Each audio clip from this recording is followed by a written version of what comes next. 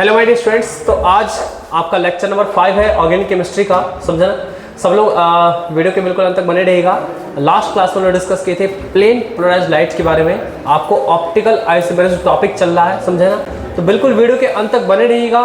आपको अगर पसंद आए तो प्लीज़ लाइक कर दीजिएगा, शेयर कर दीजिएगा अपने दोस्तों में। ठीक है, चलिए स्टार्ट करते हैं वीडियो को। ठीक है, देखिएगा लास्ट क्लास में डिस्कस किए थे जी प्लेन पोलराइज्ड लाइट के बारे में, और वो कैसे ऑब्टेन्ड होता है उसके बारे में डिस्कस किए थे, है ना? और ऑप्टिकल आइसोमेरिज्म का डेफिनेशन भी आपको बता रखे। अब यहाँ पे समझने वाली बात ये है कि मतलब ऐसा कौन सा ऑर्गेनिक कंपाउंड होगा जो क्या होगा, मतलब वो पीपीएल को रोटेट कर सकता है। मतलब ऑप्टिकली एक्टिव कंपाउंड हम लोग कैसे पहचानेंगे, मतलब ऑप्टिकल एक्टिविटी के बारे में आप लोग समझ लिए थे कि मतलब ऐसा ऑर्गेनिक कंपाउंड जो क्या करता होगा, पीपीएल को मींस प्लेन पोलराइज्ड लाइट को या तो लेफ्ट वार्ड रोटेट करता होगा, नहीं तो राइट वार्ड रोटेट करता होगा। समझा ना जी? या तो लेफ्ट की तरफ रोटेट करता होगा, नहीं तो राइट की तरफ रोटेट करता होगा। लेकिन हम लोग पहचानेंगे कैसे कि कौन सा आपका कंपाउंड जो होगा वो आपको लाइट को रोटेट कर सकता है, ठीक है ना? या फिर कौन सा आपका ऐसा कौन सा ऐसा आपका कंपाउंड होगा जो लेफ्ट की तरफ रोटेट करेगा या फिर राइट की तरफ रोटेट करेगा। तो हम लोग मेनली आज डिस्कस करने वाले जी कि कंपाउंड को पहचानने वाले हैं कि किस तरीके का कंपाउंड क्या होता है, ऑप्टिकली एक्टिव कंपाउंड होता है। तो चलिए सब लोग देखिएगा ध्यान से, सब लोग जी ऑप्टिकल एक्टिव कंपाउंड की बात करेंगे जी। ऑप्टिकली एक्टिव कंपाउंड की बात करते हैं, क्या उसके पास पहचान होता है, कैसे पहचानेंगे कि ये आपको कंपाउंड जगह ऑप्टिकली एक्टिव होगा। ठीक है ना? सब लोग ध्यान से देखिएगा।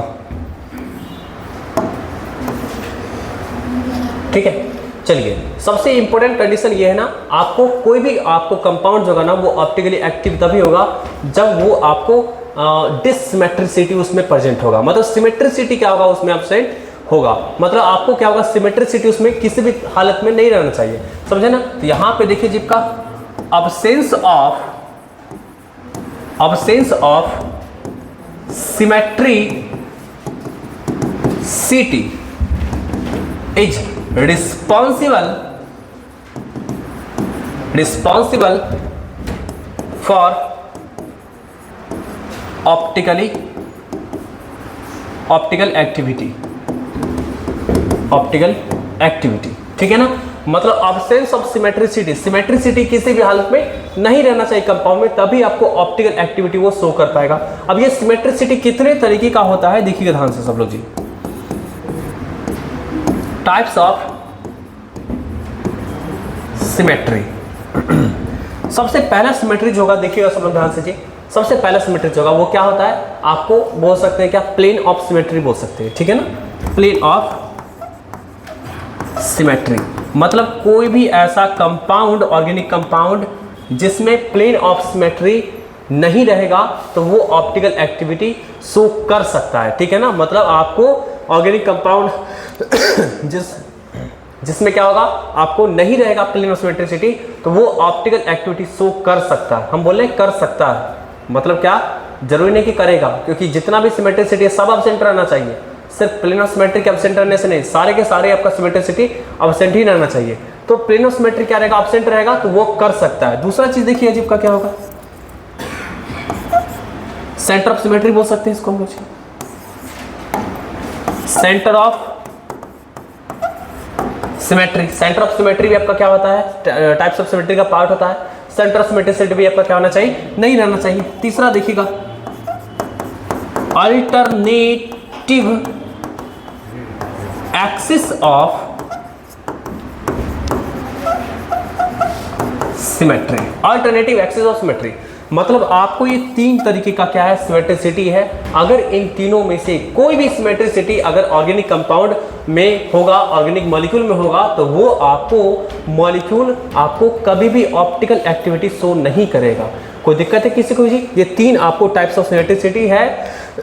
अगर इन तीनों में से कोई सा भी एक रहेगा आपको कंपाउंड में, तो वो सिमेट्रिसिटी वो आपका क्या करेगा, ऑप्टिकल एक्टिविटी नहीं शो करेगा। मतलब इसका अब्सेंस होना चाहिए। ठीक है ना? चलिए इसको लिखिए जल्दी से।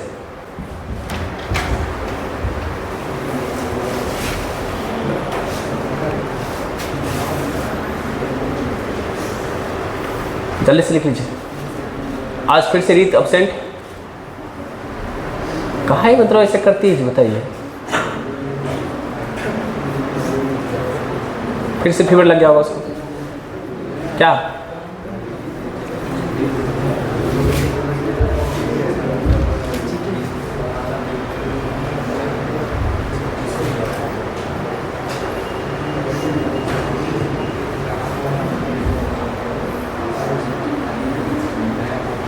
कुछ दिक्कत है?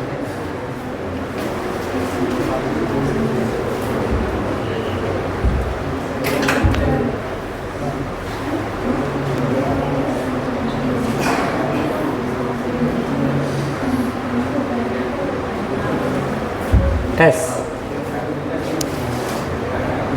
कहाँ एस? रिस्पॉन्सिबल में रिस्पॉन्स, अच्छा रिस्पॉन्सिबल हो गया।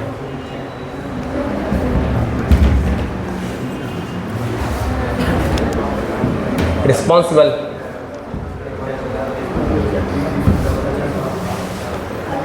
हो गया।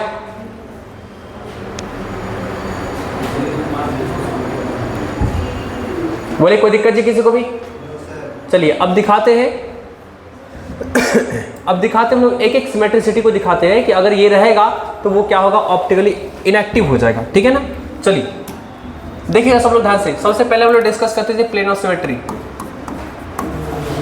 प्लेन ऑफ सिमेट्री मतलब आप यार कंपाउंड को देख करके पहचान सकते हैं कि वो आपको ऑप्टिकली एक्टिव होगा या फिर नहीं होगा, समझे ना। चलिए देखिए कुछ ऐसा कंपाउंड दिखाते जिसमें प्लेन ऑफ सिमेट्री होगा तो वो ऑप्टिकली एक्टिव नहीं होगा। अब जैसे सब लोग देखिए ध्यान से जी, ये है CH3 OH H OH H CH3। देखिएगा ये एक मॉलिक्यूल है ना, ये आपको एक क्या है, मॉलिक्यूल है। अब इसमें देखते हैं कि कहाँ पे प्लेन ऑफ सिमेट्री है। आपको दिख रहा है कहीं पे क्या प्लेन ऑफ सिमेट्री? अरे प्लेन ऑफ सिमेट्री कहने का सेंस है एक आप प्लेन ड्रॉ कर दीजिए, अब वो प्लेन के आपको एक तरफ और दूसरी तरफ दोनों तरफ आपको एक जैसा अगर मान लीजिए ग्रुप मिलेगा तो उसके पास क्या होगा, मतलब वो क्या होगा, प्लेन ऑफ सिमेट्री होगा। अभी जैसे देखिए ध्यान से जी, ये कंपाउंड बनाए हैं तो अगर इसके बीचों बीच से एक प्लेन ड्रॉ कर दे जी, अगर बीचों बीच से क्या करेंगे, एक प्लेन ड्रॉ कर देंगे ऐसे करके, है ना, ऐसे प्लेन ड्रॉ कर देंगे।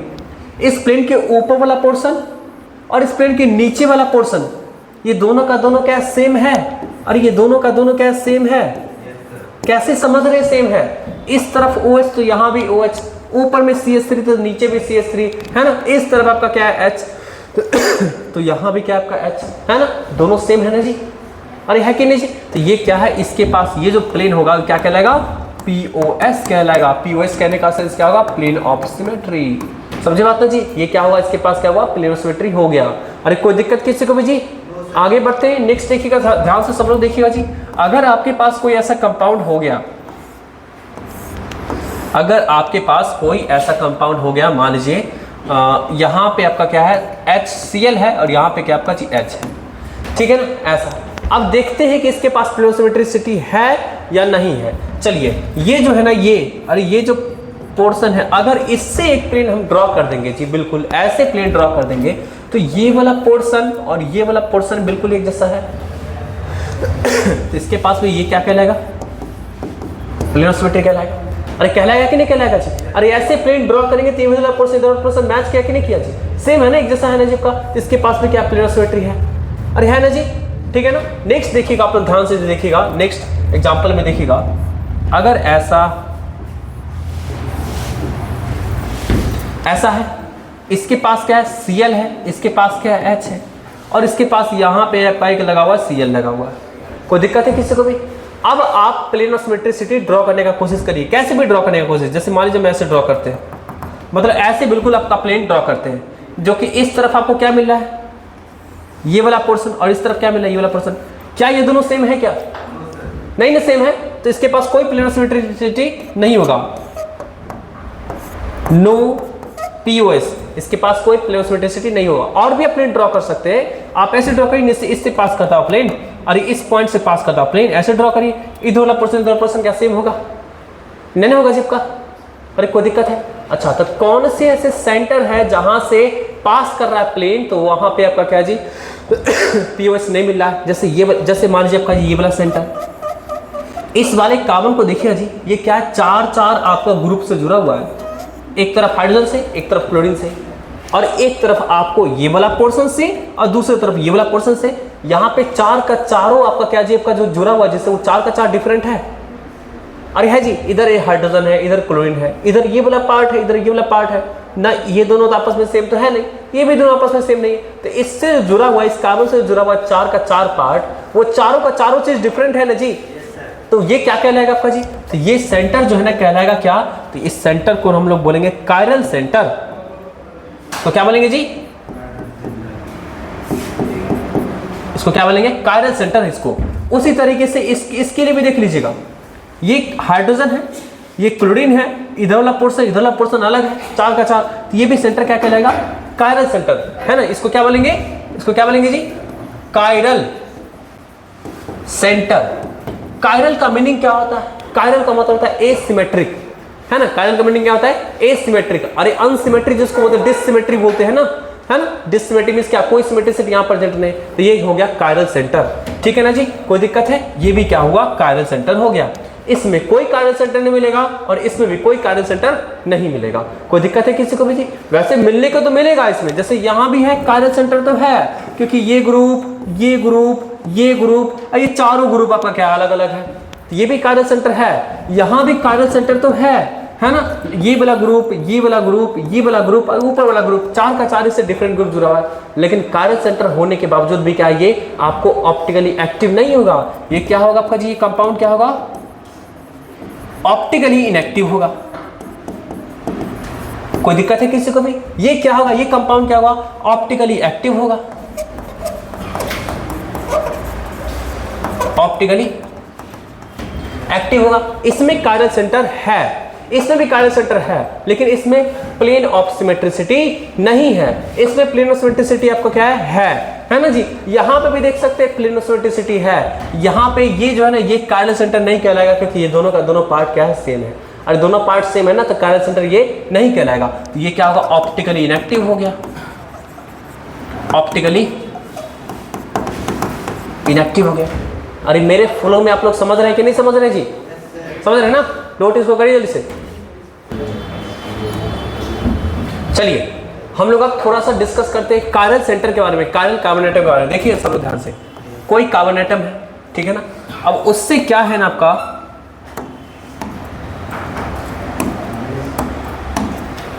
उससे क्या है, चार आपका क्या है, ग्रुप जुड़ा हुआ है, ठीक है। चलिए चार अलग अलग कलर का हम इस्तेमाल करेंगे। अब डिजिटल बोर्ड है तो उसका कुछ तो इस्तेमाल किया जाए, क्या जी। चलिए यहां से देखिए आपका क्या है, ये कायरल, ये आपका क्या है, कार्बन एटम है, समझे ना। अब इससे क्या है ना आपका जी, कि यहां पर आपको चार टोटल ग्रुप जुड़ा हुआ है। ये क्या जुड़ा हुआ है, P जुड़ा हुआ है, Q जुड़ा हुआ है, R जुड़ा हुआ है और S जुड़ा हुआ है ना। मतलब ये आपको जो है ना, चार अलग अलग ग्रुप जुड़ने का मतलब क्या है, ये जो बॉन्ड है ना, और ये जो बॉन्ड है, ये जो चार बॉन्ड है ना, ये चार का चार बॉन्ड आपको क्या है, डिफरेंट इलेक्ट्रॉन डेंसिटी वाला बॉन्ड है। कोई दिक्कत है जी, डिफरेंट इलेक्ट्रॉन डेंसिटी वाला बॉन्ड है, क्योंकि दो एटम के बीच जो बॉन्ड बनता है ना, तो अगर वो दोनों एटम क्या होगा, अलग अलग होगा, तो इलेक्ट्रॉन का डेंसिटी उनके बीच में क्या होता है, अलग अलग होता है। अब जैसे कि आपका क्या S है और कार्बन है, इसके बीच में ये बॉन्ड बना, इसमें दो इलेक्ट्रॉन होगा, इस बॉन्ड का लंबाई जो होगा ना आपका जी, वो इसके कंपेरिजन में, इसके कंपेरिजन में, इसके कंपेरिजन में अलग होगा। तो जब बॉन्ड का लंबाई अलग होगा तो डेंसिटी तो अलग होगा ना आपका जी। यहाँ पे चार अलग अलग आपका क्या है जी, आपका डिफरेंट इलेक्ट्रॉन डेंसिटी वाले आपका क्या है, आपको यहाँ पे बॉन्ड बन रहे हैं। कोई दिक्कत है किसी को भी, यही आपको क्या कहलाएगा आपका जी, कायरल सेंटर कहलाएगा। ये कायरल का अगर मीनिंग समझिएगा, देखिए इसको पढ़ते क्या है, कायरल पढ़ते हैं, कायरल, चायरल मत पढ़िएगा, समझे ना जी, कायरल पढ़ेंगे, चायरल नहीं, कायरल, ठीक है ना।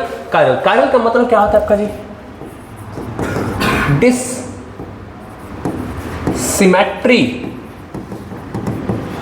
सिटी, है ना, डिससिमेट्रिसिटी इसको बोलते हैं। कायरल का मतलब क्या होगा आपका जी, जिसमें कोई सिमेट्रिसिटी नहीं होगा, इसको क्या बोलेंगे हम लोग जी, कायरल बोलेंगे। ये चार का चार आपका क्या जी, P हो गया, Q हो गया, R हो गया, S R different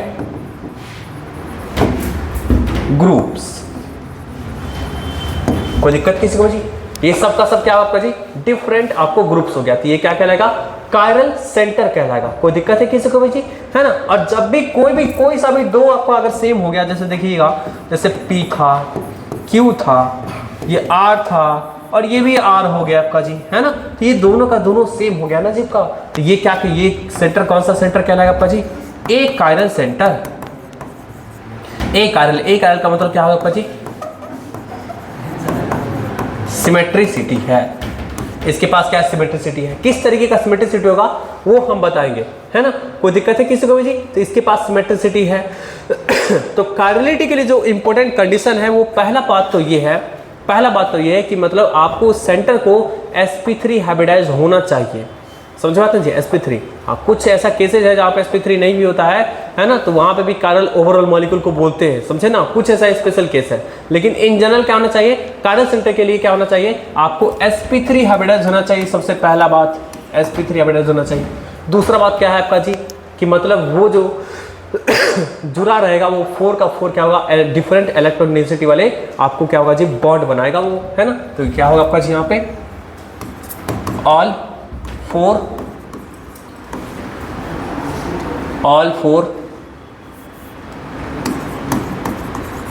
bonds are different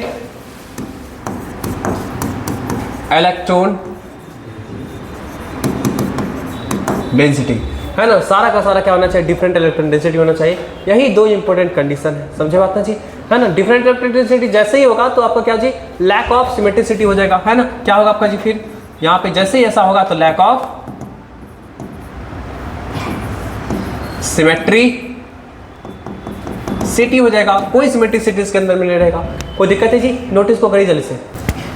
चलिए अब हम लोग चलते हैं थोड़ा सा अल्टरनेटिव एक्सिस सिमेट्री पे, फिर हम लोग कायरल के बारे में डिस्कस करते हैं और ए कायरल के बारे में, ठीक है ना। चलिए दूसरा आपने लिखिएगा जी, अल्टरनेटिव एक्सिस ऑफ, समझिए मतलब आप मॉलिक्यूल को क्या करेंगे, किसी एक्सिस के बाद रोटेट करेंगे, समझे ना। अगर रोटेट करने में मतलब 360 डिग्री के रोटेशन में अगर कोई एक स्पेसिफिक ग्रुप जो होगा ना, अगर एक से ज्यादा बार आएगा तो सीधा समझ लेना है कि उसके पास अल्टरनेटिव एक्सिस ऑफ सिमेट्री है, और वो आपको मॉलिक्यूल जो होगा वो क्या होगा, एक कायरल होगा, या फिर बोल सकते हैं ऑप्टिकली इनएक्टिव होगा। समझिए इस चीजों को। जैसे हम ना दो आपको क्या करते हैं, एग्जांपल लेकर बताते हैं। एक कायरल ले लेते हैं जी और दूसरा एक कायरल लेते हैं। जैसे देखिएगा ये हम लोग क्या ले लेते हैं जी, P Q R S, ये 4 का 4 आपका डिफरेंट ग्रुप ले लीजिए जी। और यहाँ पे लेते हैं हम लोग जी P Q R और R, ठीक है ना। कोई दिक्कत है? ये जो है वो क्या है, आपका कायरल सेंटर है। ये क्या है, एक कायरल सेंटर है। अभी जस्ट हम लोग कायरल और एक कायरल के डेफिनेशन से समझे हैं कि अगर 4 का 4 डिफरेंट ग्रुप रहेगा तो वो क्या होगा आपका जी, एक कायरल होगा। लेकिन चारों में से कोई सा भी दो अगर सेम हो गया तो क्या होगा आपका जी, वो एक कायरल में कन्वर्ट हो जाएगा। कोई दिक्कत है? कायरल के लिए क्या होना चाहिए, चारों ग्रुप क्या होना चाहिए, डिफरेंट होना चाहिए, ठीक है ना। तो अब सभी समझिए सब लोग ध्यान से। जैसे मान लीजिए हम लोग क्या करते हैं ना, इस कंपाउंड को रोटेट करना चाहेंगे। ये एक एक्सेस अपने मन से ले लिए जी, हम लोग इस बॉन्ड से पास करता और इसके बाद वो रोटेट करेंगे पूरा 360 पे पूरे मॉलिक्यूल को। इमेजिन करिए, है ना, कि आपके पास टेट्राहेड्रल कार्बन का सेंटर है, एक बॉन्ड इधर है, एक बॉन्ड इधर है, दूसरा बॉन्ड इधर है और एक बॉन्ड उधर है। अब ऊपर वाले बॉन्ड के रिस्पेक्ट में आप इसको रोटेट कर रहे हैं। रोटेट करेंगे 4 का 4 आपका, नीचे में क्या है, तीनों का तीनों डिफरेंट है जी। रोटेट करेंगे 360 में, कोई सा भी एक ग्रुप जो होगा 360 डिग्री के रोटेशन के बाद आपको दोबारा नहीं दिखेगा। एक बार जो भी दिख रहा है वो आपका क्या होगा जी, 360 के बाद आपका क्या होगा, आपका वापस आएगा। मतलब 360 डिग्री के रोटेशन से पहले जैसे 90 पे रोटेट किए, है ना, 120 पे रोटेट किए, 180 पे रोटेट किए, तो आपको दोबारा नहीं दिखेगा। मतलब आपको क्या होगा जी, 360 डिग्री के अंदर जो रोटेशन करेंगे तो कोई सा भी ग्रुप क्या होगा, एक ही बार आपको दिखेगा। वो एक बार जो आपके नजर के सामने से चला गया वो फुल रोटेशन के बाद ही दिखेगा वो।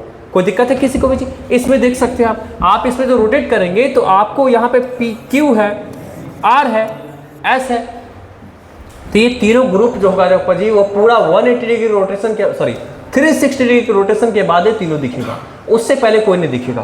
तो यहाँ पे क्या हुआ, यहाँ पे आपको अल्टरनेटिव एक्सिस ऑफ सिमेट्री नहीं है, है ना। ये क्या है आपका जी, अल्टरनेटिव एक्सिस ऑफ सिमेट्री नहीं है। अल्टरनेटिव एक्सिस ऑफ सिमेट्री वहां होगा जहां पे 360 डिग्री के रोटेशन में आपको कोई भी आपको एक ग्रुप जो ना एक से ज्यादा बार दिखेगा। 2 बार दिख सकता है, 3 बार दिख सकता है। कोई दिक्कत है किसी को भी? आप इस केस में आइए, आप इसमें निकालिए। तो देखिए सब लोग ध्यान से, आप इसमें आप क्या कर सकते हैं, इस एक्सिस के बार रोटेट करेंगे तो आपको एक बार तो आंखों के सामने से आर गया और दूसरा बार फिर आ जाएगा आपका जी आर, है ना। समझिए यहाँ पे क्या कार्बन सेंटर है, इमेजिन करिए यहाँ पे आपका क्या जी कार्बन सेंटर था ना, यहाँ पे आपका क्या ग्रुप है, एक इधर ग्रुप है, एक इधर ग्रुप है और एक इधर ग्रुप है। अब ये ग्रुप आर है, हम थोड़ा सा रोटेट किए, सामने था ना, सामने से इधर गया तो ये वाला फिर से वापस निकल के आ गया जी। थोड़ा सा रोटेट करने पे मतलब क्या, थोड़ा सा ही रोटेट करेंगे, 60-65 डिग्री का रोटेशन करेंगे या 100 डिग्री का रोटेशन करेंगे तो आपको ग्रुप क्या हुआ दिखने लगा जिप का।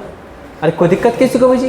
तो मतलब आपको 360 डिग्री के रोटेशन में एक ही ग्रुप जो आर था वो 2 बार दिख गया जी, एक बार ये और एक बार ये दिख जाएगा, सेम ग्रुप है ना इसलिए। तो इसके पास क्या होगा, आपको AAOS, इसको क्या बोलेंगे, AAOS, alternative axis of symmetricity. तो इसके पास है, इसके पास नहीं है, तो ये क्या होगा, ये कायरल हो गया। ये यहाँ पे क्या है आपका जी, नो AAOS, लेकिन इसके पास क्या है, ये तो है। इस कारण से क्या हुआ, ये जो हुआ ये आपको कायरल नहीं होगा, है ना। ये क्या होगा आपका जी, ये क्या कहलाएगा, ये ए कायरल कहलाएगा। कोई दिक्कत है किसी को भी जी, है ना। यहाँ पे अल्टरनेटिव एक्सिस सिमेट्रिक समझ में आ रहा है ना आपका जी, कि कि क्या करेंगे, एक ही कोई ग्रुप जो होगा वो 360 के रोटेशन के अंदर में एक से ज्यादा बार दिखेगा, है ना। यहाँ पे लिख सकते हैं इसके बारे में जी, one group appears more than one time in 360 degree revolution about any hypothetical axis called AAOS। तो उसको क्या बोलेंगे जी, AAOS बोलेंगे। और जिसके पास AAOS है वो क्या रहेगा आपका जी, सिमेट्रिसिटी, उसके पास सिमेट्रिसिटी आ गया तो ऑप्टिकली इनएक्टिव हो जाएगा। लिखिए इसको जल्दी से, ये हो गया कायरल।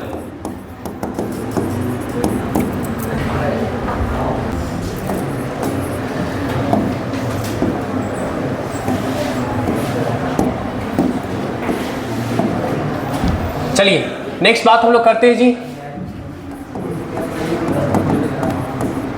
Centre of symmetry. देखिएगा centre of symmetry, centre of symmetry actually हम लोग देखेंगे इवन नंबर्ड रिंग में, है ना, इवन नंबर्ड रिंग में देखेंगे, ठीक है। यहां पे देखिए ध्यान से, जैसे 4 कार्बन एटम का रिंग है, ठीक है ना। अब इसके चारों आपका एटम से क्या आपका जो जुड़ा हुआ है, CH3H,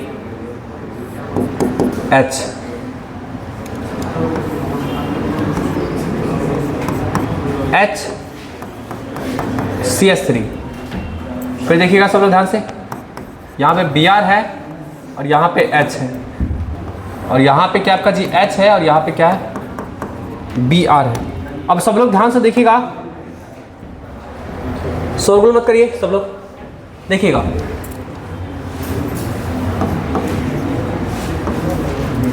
अब सब लोग देखिए ध्यान से जी, यहाँ पे क्या है, CH3 है, H है, H है, CH3 है, Br है, Br है, H है, H है, ठीक है ना, इस प्रकार से। अब देखिएगा सब लोग ध्यान से जी, जो डायगोनली आपका अपोजिट आपका क्या है, आपका कार्बन एटम है, उससे जो जुड़ा हुआ ग्रुप है, देखिएगा अगर हम इसको डायगोनली बिल्कुल अपोजिट जाते हैं, जाने पे हमको सेम ग्रुप मिल गया जी आपका, और यहाँ से डायगोनली अपोजिट गया आपका जी, बिल्कुल ये कहाँ से पास करता हुआ जा रहा है आपका जी, ये सेंटर से पास करता हुआ जा रहा है। तो सेंटर से पास करता हो गया आपका जी, यहाँ पे जाके मिल गया, सेम ग्रुप से मिला है जी आपका। फिर यहाँ पे देखिए ध्यान से, यहाँ पे क्या H है, यहाँ से भी डायगोनली हम चलते हैं जी, सेंटर से पास करते हुए क्या मिल गया हमको, H मिल गया, सेम ग्रुप मिल गया। अरे कोई दिक्कत किसी को भी। नेक्स्ट देखिएगा, ये CH3 है ना, ये CH3 है और ये भी क्या है, CH3 है। अब यहाँ से हम ऐसे करके चलते जी, तो सेंटर से पास करते चले तो फिर से हमको सेम ग्रुप मिल गया जी। अरे मिल गया ना, देख रहे हैं ना, डायगोनली बिल्कुल अपोजिट जा रहे हैं, ऊपर से नीचे, नीचे से ऊपर, ठीक है ना। फिर यहाँ से देखिए आपका जी, यहाँ से फिर से चलेंगे हम लोग जी डायगोनली अपोजिट, तो देखिए फिर से मिल गया सेम ग्रुप।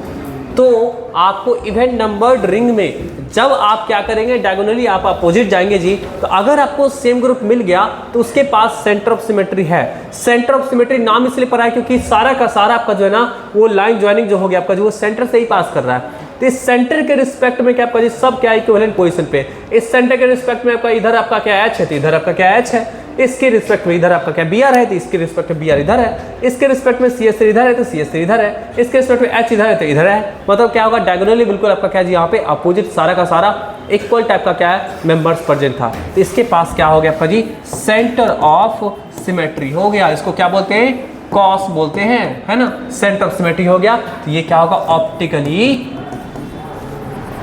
इनएक्टिव होगा। ये आपको ऑप्टिकली इनएक्टिव होगा। ये पीपीएल को नहीं रोटेट कर सकता है। लिखिए इसको जल्दी से, यहां पे आप ऐसा लिख सकते हैं, event numbered ring shows cos.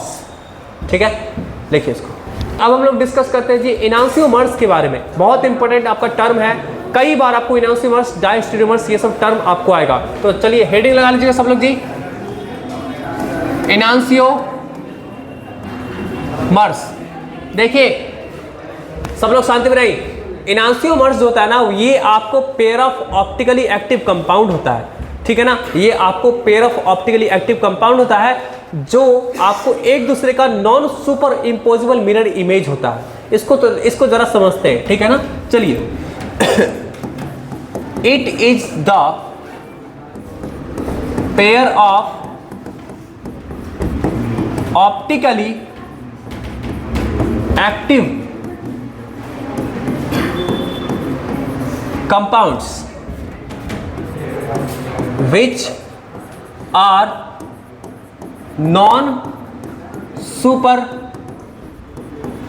impossible mirror image of each other। इसको जरा समझते, देखिए ध्यान से सब लोग। जैसे CH3 आपके पास हो गया, ये कार्बन है, ये आपको H है और यहाँ पे Cl है और यहाँ पे क्या है C2H5 है। ठीक है, कोई दिक्कत है किसी को भी? ये तो कायरल सेंटर है, तो इतना तो सबको पता है क्योंकि आपका क्या है हर तरफ आपको अलग अलग ग्रुप लगा हुआ है। CH3 हो गया, Cl हो गया, C2H5 हो गया और H हो गया। चार का चार ग्रुप क्या आपका यहाँ पे अलग अलग है। ठीक है ना। तो अब देखिए, अगर कोई प्लेन मिरर को डाल देंगे, मान लीजिए यहाँ पे हम लोग जी, ये क्या है प्लेन मिरर है। ये क्या हुआ, प्लेन मिरर हुआ। तो इसका इमेज बनाएगा प्लेन मिरर। कैसा बनाएगा इमेज जी? तो देखिएगा ध्यान से, ऐसा कार्बन है, CH3 था, ऊपर था तो ऊपर ही रह जाएगा, C2H5 ऐसा रह जाएगा। आपको पता है कि प्लेन मिरर क्या करता है, लेटरल इन्वर्सन का फॉर्मेशन करता है। लेटरल इन्वर्सन फिनोमेना क्या करता है, शो करता है कि नहीं करता है? अरे राइट का लेफ्ट, लेफ्ट का राइट दिखना। तो आपको प्लेन मिरर के सामने रखेंगे तो इसका इमेज ऐसा बना है। तो अब यहां से उठा के देखिएगा, अब इस कंपाउंड को उठा के इसके ऊपर में रखेंगे तो क्या ओवरलैप करेगा क्या? अरे ये तो ओवरलैप कर जाएगा, लेकिन ये H इसके ऊपर Cl के पास आएगा और आपको क्या होगा, जब का Cl H के ऊपर आएगा। इसलिए तो लिखा गया यहाँ पे non super imposable. Non super imposable, और सुपर इम्पोज करने का मतलब क्या होता है आपका जी, एक दूसरे को पूरी तरह से ढक देना। नॉन लग गया है, इसका मतलब क्या होगा जी, ये ढकेगा नहीं। इसको आप उठा करके इसके ऊपर में डालेंगे तो ये इसको कवर नहीं करेगा, नहीं ढकेगा। कोई दिक्कत है किसी को भी जी? तो ये दोनों का दोनों क्या है आपका जी, एक दूसरे का non super imposable mirror image है। दोनों का मॉलिक्यूलर फॉर्मूला सेम रहेगा, समझा ना। दोनों ऑप्टिकली एक्टिव कंपाउंड है। ये दोनों पेयर क्या कहलाएगा, इनांसियोमेरिक पेयर कहलाएगा। समझे बात ना जी? वैसे इसको हम लोग बोलेंगे क्या जी, आपका कौन सा फॉर्म? तो इसको हम लोग बोलेंगे एल फॉर्म। ये डीएल फॉर्म क्या होता है उसको हम बताएंगे कल के क्लास में, है ना। ये क्या होगा आपका जी, डी फॉर्म हो जाएगा। ये क्या होगा, डी फॉर्म हो जाएगा। समझे बात ना जी, है ना। तो ये क्या होगा, बोथ आर इनांसियोमर्स, है ना। कोई दिक्कत है किसी को? ये फेनोमेना क्या कहलाता है आपका जी, दिस फेनोमेनन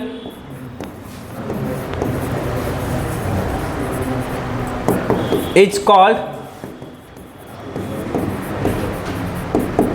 इनांसियोमेरिज्म। एक एक टर्म आपको समझा रहे हैं, सारा का सारा टर्म आपको क्लास 12th के केमिस्ट्री में आएगा। समझे ना। इसको लिखिए जल्दी से। इसके लिए कंडीशन तो आप ध्यान में रखिएगा। Molecular dissymmetry is the main condition. ये इनांसियोमर्स का, इनांसियोमेरिज्म का मेन कंडीशन क्या है? Molecular dissymmetry. मतलब आपको मॉलिक्यूल क्या होना चाहिए? डिसमेट्रिक होना चाहिए, तभी आपका ये शो करेगा, अदरवाइज नहीं शो करेगा। इसको नोट करिए जल्दी से।